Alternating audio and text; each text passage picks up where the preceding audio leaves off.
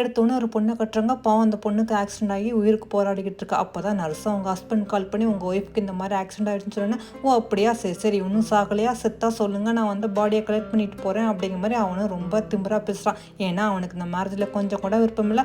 Marriage ஆகி 2 வருஷத்தில் நம்ம ஹீரோயினை கொஞ்சம் கூட பாசமாக பார்த்ததில்லை, இதுவும் பண்ணதில்லை.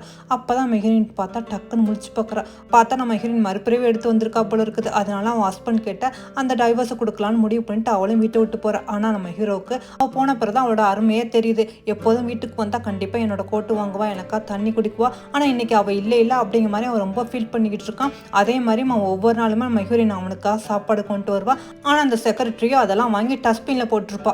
இதெல்லாம் நம்ம ஹீரோக்கு இப்போ தான் தெரிய வரும். அவனை இதெல்லாம் தெரிஞ்சுட்டு அந்த செக்ரட்டரியும் வேலையிலேருந்து தூக்கிடுவான். இருந்தாலும் நம்ம ஹீரோயின் மேலே அவனுக்கு இப்போ தான் கொஞ்சம் கொஞ்சமாக களவு வரும். ஆனால் நம்ம ஹீரோயினா இல்லை எனக்கு உங்கள் கூட வாழ விருப்பம் இல்லை, கண்டிப்பாக டிவோர்ஸ் வேணும் அப்படிங்கிற மாதிரி சொல்லிடுவா. இதுக்கிடையே நம்ம ஹீரோனோட அம்மாவை கொலை பண்ணது அவங்க அப்பா தாண்டு நம்ம ஹீரோயின் எப்படியோ கண்டுபிடிச்சிருவா.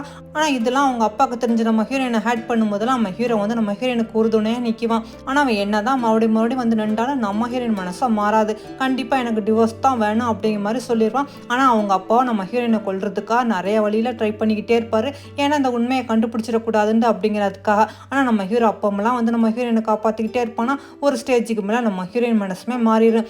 ஏன்னா இவன் நம்ம ஹீரோயினுக்காக அவளோட பர்த்டே கேக்கை இவனே செஞ்சு கொண்டு வந்து கொடுப்பானா. இதெல்லாம் பார்க்கும்போதே நம்ம ஹீரோயின் மனசு கொஞ்சம் கொஞ்சமாக மாறிக்கிட்டு இருக்கும். இந்த ஸ்டேஜில் தான் நம்ம ஹீரோட அப்பா வந்து நம்ம ஹீரோயினை கடத்தி வச்சுக்கிட்டு நம்ம ஹீரோட்ட பணம் கேட்க நம்ம ஹீரோவும் பணமெல்லாம் கொண்டு வந்து கொடுப்பான். இருந்தாலும் நம்ம ஹீரோவை வந்து அங்கே உள்ள ஆட்களை வச்சு அவங்க அப்பா அடிக்க சொல்ல அந்த நேரம் பார்த்து போலீஸ் வந்து நம்ம ஹீரோனோட அப்பாவை கைது பண்ணி கூட்டிட்டு போயிடும். அடிபட்டு கிடக்கிற நம்ம ஹீரோவை பார்த்து மனசு மாதிரி நம்ம ஹீரோவும் திரும்பவும் ரீமேரேஜ் பண்ணிக்குவாங்க. இந்த ட்ராமாவை ஃபுல்லாக பார்க்குறதா என் சேனலை போய் பாருங்கள். இது வரைக்கும் என் சேனலை சப்ஸ்கிரைப் பண்ணாலே சப்ஸ்கிரைப் பண்ணிக்கிறங்க. பிடிச்சிருந்தா லைக் பட்டனை ப்ரெஸ் பண்ணிக்கிறங்க.